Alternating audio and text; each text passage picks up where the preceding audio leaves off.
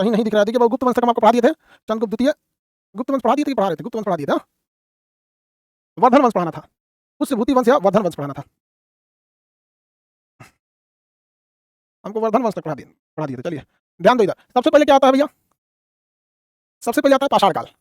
पाषाण काल आएगा, पाषाण काल के बाद कौन सा काल आएगा, पाषाण काल के बाद कौन सा काल आएगा बाबू, पाषाण काल के बाद सिंधु सभ्यता आएगा, सिंधु सभ्यता के बाद कौन सा काल आएगा, वैदिक काल आएगा, वैदिक काल के बाद कौन सा आएगा, महाजनपद आएगा, महाजनपद आएगा। यहां तक में इस महाजनपद पे हम आपको पढ़ा रहे थे। ये सबसे पहला होता है पाषाण काल। देखिए दोबारा बार बार इस चीज को बोलते हैं क्योंकि दिमाग में बैठ जाए। सबसे पहला काल आता है पाषाण काल, पाषाण काल के बाद आता है सिंधु सभ्यता, सिंधु सभ्यता के बाद आता है वैदिक काल, वैदिक काल के बाद आता है महाजनपद, महाजनपद, महाजनपद, महाजनपद में सबसे बड़ा कितने महाजनपद थे, 16 महाजनपद थे। सबसे बड़ा कौन था इसमें, मगध था। इसके बाद ISPK, ISPK ये कुषाण के जो सामंत थे वो कौन थे, गुप्त थे, और गुप्त के सामंत थे वर्धन। तो हम गुप्ता काल पढ़ा दिए थे, आज आपको वर्धन वंश पढ़ाना है। गुप्ता काल पढ़ा दिए थे, वर्धन वंश पढ़ाना है, वर्धन वंश पढ़ाना है। इतने दिन छुट्टी कैसे हो गई थी, हाँ बाबू इतने दिन के लिए गैप हो गया था लंबा। एक तो इधर टीचर्स डे हो गया था, उसके बाद इतना एक आध बार छुट्टी इसलिए हो गया कि हमको हॉस्पिटल की कुछ जरूरी मशीनों को खरीदने के लिए दिल्ली जाना पड़ गया। पटना में तो सुविधाएं उतनी नहीं है, तो दिल्ली जाना पड़ गया, दिल्ली। और चूंकि ये मशीनें हर डिस्ट्रिक्ट में लगेंगी, इसलिए एक बार अगर गलत खरीदारी हो गया तो फिर बहुत भुगतना पड़ेगा, बहुत भुगतना पड़ेगा, क्योंकि ये बड़ा टेक्निकल चीजें होती हैं, समझ में आता नहीं है। जैसे एक्सरे मशीन, तो हम लोग को एक्सरे मशीन चाहिए, 1 सेकंड में एक्सरे कर दे, 2 सेकंड में, 2 से 3 सेकंड में प्रिंट आउट दे दे, क्योंकि ज्यादा लोग आएंगे, पता चला ये को देने में लगा देगा आधा घंटा, फिर बैठो तो रिपोर्ट आएगा तो अगले दिन आना ही हो जाएगा, तो हो गया काम। यही चक्कर में थोड़ा सा क्या हो गया, क्लास बंद करने वाली। ठीक है, इस बैच वाले जितने बच्चे हैं ध्यान से सुनिएगा, मैप का क्लास अपने लोग को दे दिया गया है, मैप क्लास का। हाँ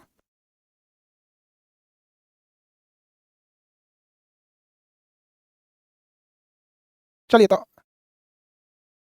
हम लोग देखते हैं अब आगे। आप लोग जिनको मैप लेना है इसमें 99 में मैप ले लीजिएगा, आप लोग बोले थे तो टीचर डे के दिन ऑफर दे दिए थे। 99 कब दिए थे, अभी एक दिन और रहेगा। चलिए अब हम लोग देखते हैं, हम देखते हैं गुप्त वंश। गुप्त वंश में आपको पढ़ा रहे थे, संस्थापक थे चंद्रगुप्त प्रथम, गुप्त वंश के संस्थापक थे चंद्रगुप्त प्रथम, ये सब पढ़ा दिए थे। आज आपको पढ़ाना है वर्धन वंश। वर्धन वंश को पुष्यभूति वंश भी कहते हैं, वर्धन वंश को पुष्यभूति वंश के नाम से भी जानते हैं, वर्धन वंश को पुष्यभूति वंश के नाम पे भी जानते हैं, क्योंकि पुष्यभूति वर्धन इस वंश के क्या थे, संस्थापक थे। पुष्यभूति वर्धन इस वंश का अगला सब प्रभाकर वर्धन था। थानेश्वर राजधानी बनाया था, प्रभाकर वर्धन की 3 संतान थी, बेटा का नाम था राजवर्धन, हर्षवर्धन और राजश्री। इन दोनों, राजवर्धन मारा गया, और राजश्री मारी गई, शासक बच गया अकेले हर्षवर्धन। तो बताइए वर्धन वंश को गुप्त वंश के सामंत कहते हैं। इस वंश का सबसे प्रतापी शासक कौन था, हर्षवर्धन था। देखिए प्रभाकर वर्धन जो था, प्रभाकर वर्धन इसने राजधानी थानेश्वर को बनाया था, इसकी 3 संतानें थी, बेटा राजवर्धन, हर्षवर्धन, बेटी का नाम राजश्री। सारा बवाल चालू होता है बेटी से, बेटी का विवाह हो जाता है, विवाह होता है ग्रहवर्मन से, बेटी का विवाह होता है ग्रहवर्मन से, कन्नौज का राजा रहता है। इस ग्रहवर्मन की हत्या कर देता है देवगुप्त, ग्रहवर्मन की हत्या कर देता है देवगुप्त, तो देवगुप्त की हत्या कर देता है राजवर्धन, तो राजवर्धन की हत्या कर देता है शशांक, शशांक की हत्या कर देता है हर्षवर्धन। तो इसमें बड़ी माराधारी है, दोबारा समझिए, नहीं बुझाया होगा, समझिएगा। राजश्री का विवाह होता है ग्रहवर्मन से, राजश्री का विवाह होता है ग्रहवर्मन से, ग्रहवर्मन की हत्या, ग्रहवर्मन को मार देता है देवगुप्त, देवगुप्त मार देता है ग्रहवर्मन को, तो राजवर्धन जाके देववर्मन को मार देता है कि हमने जीजा को कहा मार दिया। तो शशांक आता है, शशांक कहता है कि तू हमें संगतिया क्यों मारा, शशांक आके हर्षवर्धन को मारते हैं, राजवर्धन को मार देता है, तो फिर हर्षवर्धन आके शशांक को मार देता है। तो काटाकुटी इतना ज्यादा हुआ है, काटाकुटी नहीं याद रखना है, बस याद रखना है कि इसमें बचा कौन था, हर्षवर्धन, बचा कौन था, हर्षवर्धन। तो प्रभाकर वर्धन वंश में, प्रभाकर वंश या वर्धन वंश कहिएगा तो उसमें सबसे योग्य शासक कौन था,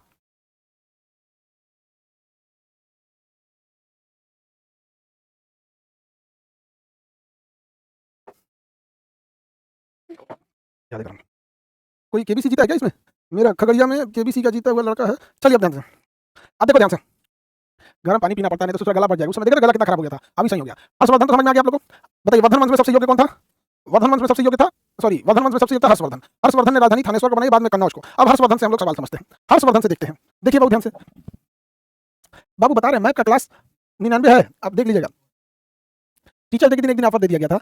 चलिए अब ध्यान से देखते हैं 99 हर्षवर्धन के बारे में देखते हैं। वर्धन वंश का सबसे योग्य शासक हर्षवर्धन, या इसकी बहन जो थी डर के मारे भाग गई थी इधर उधर, तो आतिश दिवाकर नाम का बौद्ध भिक्षुक से उसे ढूंढा और वापस उसके गद्दी पर बैठाया और इसने राजधानी कन्नौज को बनाया। हर्षवर्धन के समय डाकुओं वगैरह को उतनी सजा नहीं दी जाती थी, इसलिए डाकुओं का बोलबाला था। हर्षवर्धन के काल में डाकुओं का बोलबाला था, हर्षवर्धन के काल में किसका बोलबाला था, डाकुओं का बोलबाला था। इसने सांस्कृतिक राजधानी मथुरा को बनाया था, ये हिंदू धर्म तथा बौद्ध धर्म दोनों को मानता था। इसके समय बौद्ध विद्वान आया था चीन से, ह्वेनसांग। देखिए ह से हर्षवर्धन, ह से ह्वेनसांग, ह से हर्षवर्धन, ह से ह्वेनसांग। तो हर्षवर्धन के काल में ह्वेनसांग आया था। कितने लोग बता सकते हैं फाहियान किसके शासनकाल में आया था, गुप्त वंश के किस शासक के काल में फाहियान आया था।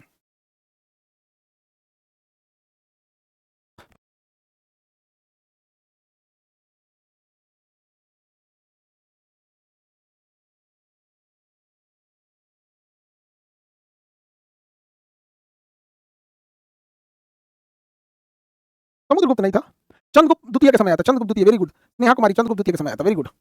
स्नेहा कुमारी चंद्रगुप्त द्वितीय के दरबार में ह्वेनसांग आया था। कौन सा आया था, ह्वेनसांग आया था। इसके दरबारी कवि का नाम था वाणभट्ट, इसके दरबारी कवि का नाम वाणभट्ट। विदेशी कौन आया था, ह्वेनसांग। दरबारी कवि का नाम वाणभट्ट। वाणभट्ट की पुस्तक का नाम क्या है, हर्षचरित और कादंबरी। इसकी 2 पुस्तक है, हर्षचरित है और एक पुस्तक का नाम है कादंबरी। तो पुस्तक कादंबरी के बारे में बहुत सवाल आता है, पुस्तक कादंबरी के बारे में बहुत सवाल आता है, पुस्तक कादंबरी जो है इसके बारे में बहुत सारा सवाल आता है। हर्षचरित और कादंबरी किसने लिखा था, वाणभट्ट ने लिखा था। हर्षचरित और कादंबरी किसने लिखा था, वाणभट्ट ने लिखा था।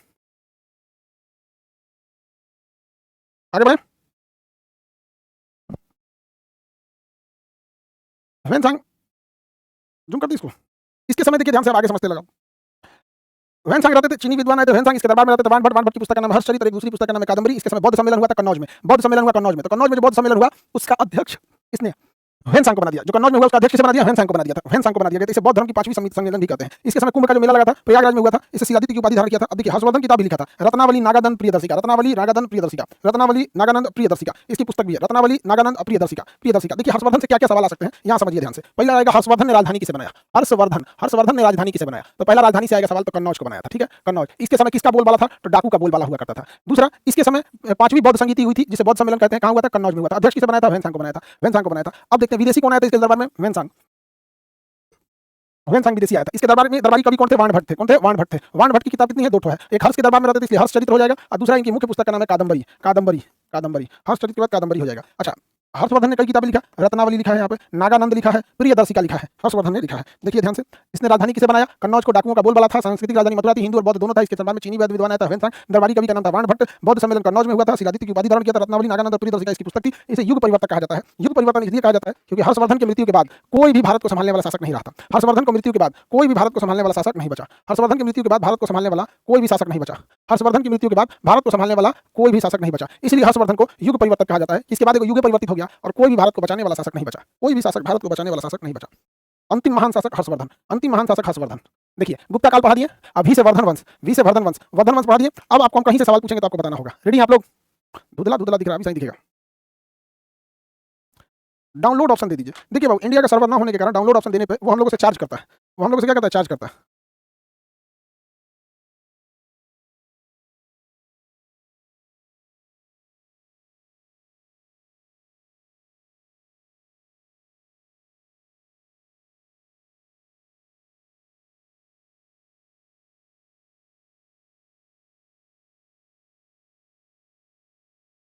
मैप अभी 99 में है, कल परसों तक 99 रहेगा, उसके बाद खत्म हो जाएगा, फिर 200 हो जाएगा। चलिए अब हम यहाँ से सवाल पूछते हैं गुप्ता काल से।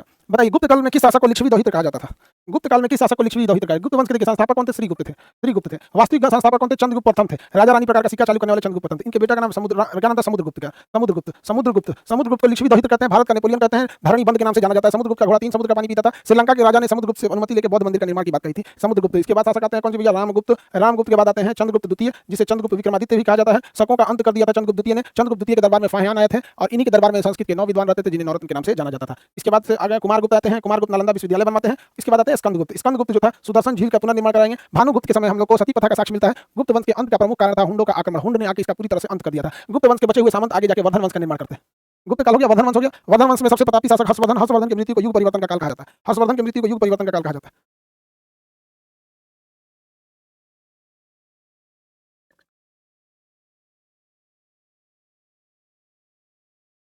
चलें, हर्षवर्धन हो गया। हर्षवर्धन समाप्त हो गया। हर्षवर्धन के बाद हमें दक्षिण भारत पढ़ना होता है। हर्षवर्धन के बाद हमें क्या पढ़ना होता है? दक्षिण भारत। तो देखिए हम यहाँ आपको प्राचीन इतिहास बताएं, इसके बाद हो जाता है दक्षिण भारत। दक्षिण भारत, दक्षिण भारत जैसे खत्म कीजिएगा मध्यकालीन भारत आ जाता है। तो प्राचीन इतिहास में इतना ही पढ़ना रहता है। दक्षिण भारत जैसे खत्म करेंगे मध्यकालीन भारत आ जाएगा। पाषाण काल आपको पढ़ा दिए, सिंधु सभ्यता पढ़ा दिए, वैदिक काल पढ़ा दिए, महाजनपद पढ़ा दिए, ISP के पढ़ा दिए, गुप्त और वर्धन पढ़ा दिए। फिर दक्षिण भारत पढ़ाना है। दक्षिण भारत के बाद फिर मध्यकालीन आएगा। मध्यकालीन में दिल्ली सल्तनत आएगा। दिल्ली सल्तनत के बाद मुगल सल्तनत आएगा। मुगलिया सल्तनत के बाद आएगा साम्राज्य, छोटे साम्राज्य आएंगे। मुगलिया सल्तनत के बाद छोटे साम्राज्य आएंगे। छोटे साम्राज्य के बाद दिल्ली भारत पे अंग्रेज आ जाएंगे, यूरोपीय कंपनी हो जाएगा। दक्षिण भारत चले, दक्षिण भारत चलते हैं। दक्षिण भारत,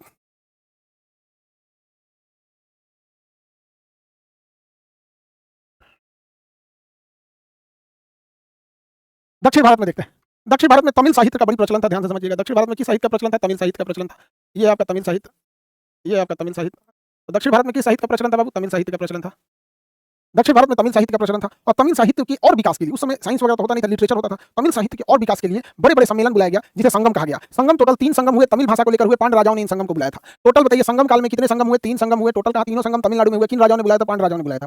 चलिए तो देखते हैं पहला संगम कब हुआ था। तो पहला संगम हुआ था दक्षिणी मथुरा में। पहला संगम हुआ था दक्षिणी मथुरा में। ये कब हुआ था? तो पहली सदी से लेकर 250 ईस्वी तक में ये संगम हुआ था। फिक्स डेट नहीं आता है, बट इतना ही आता है। तो जो पहला संगम हुआ था वो दक्षिणी मथुरा में हुआ था। अब ये जगह डूब चुका है। भारत और श्रीलंका के बीच में था, अभी वो जगह नहीं है। ग्लोबल वार्मिंग और बहुत सारे कारणों की वजह से वो जगह डूब चुका है। तो पहला संगम जो हुआ था वो दक्षिणी मथुरा में हुआ था और इसके अध्यक्ष थे अगस्त ऋषि। इसके अध्यक्ष कौन थे? अगस्त ऋषि। तो देखिए पहला संगम जो हुआ वो कहाँ हुआ? दक्षिणी मथुरा में, दक्षिणी मथुरा में। इसके अध्यक्ष कौन थे? अगस्त ऋषि। इसके अध्यक्ष थे अगस्त ऋषि। दूसरा संगम जो होता है वो कपाटपुरम में होता है और इसके अध्यक्ष होते हैं तोलकापियम। इसके अध्यक्ष कौन होते हैं? तोलकापियर। इसके अध्यक्ष तोलकापियर। तो ये हो गया आपका कपाटपुरम में, इसके अध्यक्ष हो गए तोलकापियर। और तीसरा संगम होता है उत्तरी मथुरा में जिसके अध्यक्ष होते हैं नकियर। इसके अध्यक्ष होते हैं नकियर। किसके अध्यक्ष होते हैं? नकियर। तो देखिए ध्यान से यहाँ तीनों संगम में आपसे एक सवाल पूछता है, बहुत नॉर्मल सा सवाल पूछता है, आपको बता सकते हैं आप लोग यहाँ पर। दक्षिणी मथुरा में पहला संगम हुआ, अध्यक्ष थे अगस्त ऋषि।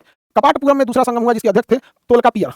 और उत्तरी मथुरा में जिसे मदुरई कहते हैं इसके अध्यक्ष थे नकियर। इसके अध्यक्ष थे नकियर थे। तो हम इसे उत्तरी मथुरा कह सकते हैं, उत्तरी मथुरा कह सकते हैं नकियर में, इसके थे नकियर। तो देखिए टोटल कितने संगम हुए? 3 संगम हुए हैं। पहला दूसरा तीसरा, पहला दूसरा तीसरा, पहला दूसरा तीसरा। पहला दक्षिणी मथुरा कपाटपुरम उत्तरी मथुरा, दक्षिणी मथुरा कपाटपुरम उत्तरी मथुरा, दक्षिणी मथुरा कपाटपुरम उत्तरी मथुरा। दक्षिणी मथुरा के अध्यक्ष कौन थे? दक्षिणी मथुरा में जो पहला संगम हुआ था उसके अध्यक्ष अगस्त ऋषि, कपाटपुरम में तोलकापियम, उत्तरी मथुरा में नकियर, उत्तरी मथुरा में नकियर। टोटल कितने संगम हुए? 3 संगम हुए। किस भाषा में थे? तमिल भाषा में थे। किस भाषा में? तमिल भाषा में। किस भाषा में? तमिल भाषा में थे।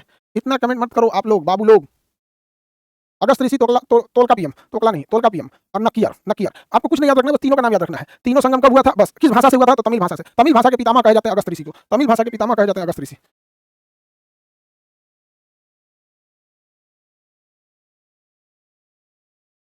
तमिल भाषा के पितामह कहे जाते हैं अगस्त ऋषि।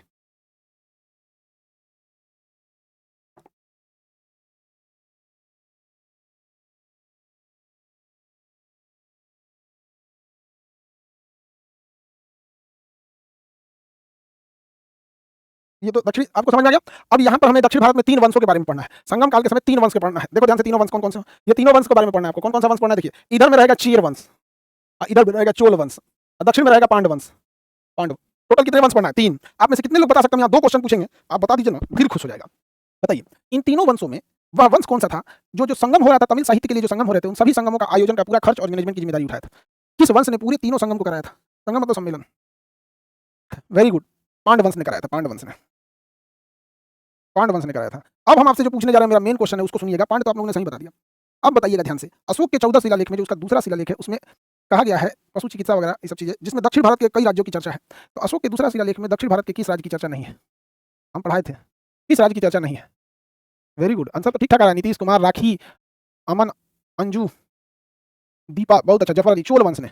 वेरी गुड, चोल वंश का चर्चा नहीं है, चोल वंश की चर्चा नहीं है। हम इन तीनों वंश को देख लेते हैं ध्यान से। शेर को हम कहते हैं केरल पुत्र कहते हैं। शेर को केरल पुत्र कहते हैं। देखिए केर वंश को चेरापद भी कहा जाता था। अशोक के द्वितीय शिलालेख में इसे केरल पुत्र कहा गया है। यह पर्वतीय देश था, इसकी राजधानी करूर थी, इसका चिन्ह धनुष था। इस वंश का सबसे प्रतापी शासक उदयन जरेन था। हालांकि इस वंश में आप देखेंगे सेन गुटवन नामक शासक था जिसने अपनी पत्नी की पूजा किया था, जिसे लाल चेर कहा जाता था। लाल चेर कहा जाता था। क्या कहा जाता था? लाल चेर कहा जाता था। तो चेर वंश का सबसे योग्य शासक कौन था? सेन गुटवन। इसकी सबसे बड़ी योग्यता क्या थी? तो पत्नी की पूजा किया था। तो चेर वंश का सबसे योग्य शासक कौन था? सेन गुटवन था। चेर वंश कहाँ था? केरल में था। चेर वंश कहाँ था भैया? केरल में था। चेर वंश कहाँ था? तो केरल में था। इस वंश को केरल पुत्र कहा जाता है या चेरापद कहा जाता है। इस वंश का सबसे योग्य शासक का नाम सेन गुटवन था। सेन गुटवन था। इसकी सबसे बड़ी योग्यता, वो पत्नी पूजा चालू किया था, इसलिए इसे लाल चेर कहा जाता है। लाल पिलहारा करेगा तो क्या कहा जाएगा? लाल चेर कहा जाता है। अब बता, लाल पिलहारा करेगा तो क्या कहा जाएगा? पत्नी पूजा चालू किया था। अच्छी चीज है, पत्नी पति सबको रिस्पेक्ट देना चाहिए घर द्वार में। समझा गया? ये पूजा पाठ चालू कर दिया था, लाल चेर कहा जाता है। आगे बढ़े। 13 तारीख को आप प्रयागराज आ रहे हैं। हाँ बाबू, 13 सितंबर को हम प्रयागराज आ रहे हैं। 13 सितंबर को हम प्रयागराज आ रहे हैं। 13 सितंबर को हम प्रयागराज आ रहे हैं। चलिए हम लोग देखते हैं अब लाल चेर को।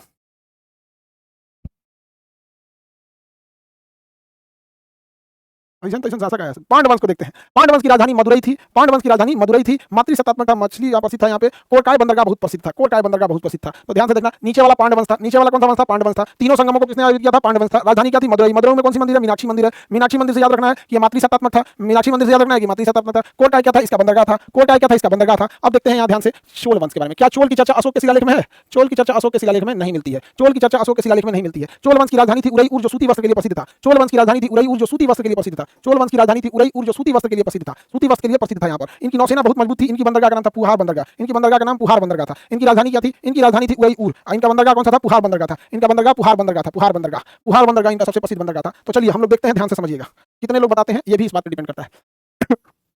देखो बताओ, ये वंश कौन सा है? ये वंश हो गया आपका चेर वंश हो गया। इस वंश का सबसे योग्य शासक सेन गुटवन था। इसने कौन सी पूजा चालू किया? वाइफ की पूजा चालू किया, जिसलिए इसे लाल चेर कहा जाता है। जबकि इधर देखेंगे तो ये पांडव वंश है। नीचे वाला कौन सा वंश है? पांडव वंश की राजधानी क्या था? पांडव वंश की राजधानी मीनाक्षी मदुरई थी। पांडव वंश की राजधानी मदुरई थी। पांडव वंश की राजधानी मदुरई थी। मदुरई थी। मीनाक्षी मंदिर कहाँ है? मदुरई में। मातृसत्तात्मक था। इधर देखेंगे तो चोल वंश था। इन सब में सबसे मजबूत कौन सा था? चोल वंश। इन सब में सबसे मजबूत कौन था? चोल वंश था। सबसे मजबूत नौसेना चोल वंश की। इनकी राजधानी उरईउर। किस चीज के लिए उरईउर प्रसिद्ध था? सूती वस्त्र के लिए प्रसिद्ध था। सूती वस्त्र के लिए प्रसिद्ध था। किस चीज के लिए प्रसिद्ध था? सूती वस्त्र के लिए प्रसिद्ध था। समझा क्या? तो दक्षिण भारत में चोल वंश वगैरह समझ में आ रहा है?